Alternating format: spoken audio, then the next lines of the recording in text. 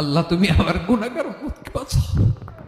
এই দুনিয়ার বুকে রব্বুল আলামিন সব নবীকে একটা করে দাওয়া মুস্তাজাবা দিয়েছেন, মানে যে দোয়া করলে কবুল হয়ে যায় সাথে সাথেই। দুনিয়ার সব নবীরা ওই দোয়াটা দুনিয়ায় করে ফেলেছে। বিশ্বনবী বলবেন, আল্লাহ ওই স্পেশাল দোয়াটা দুনিয়াতে করি নাই, আজকে আমি তোমার দরবারে দাঁড়িয়ে কিয়ামতের দিন ওই দোয়াটা করছি। আল্লাহ আমার যে উম্মতের হৃদয়ে যাররা পরিমাণ ঈমান আছে, আমার একটা উম্মতকেও তুমি জাহান্নামে ঢুকাতে পারবা না।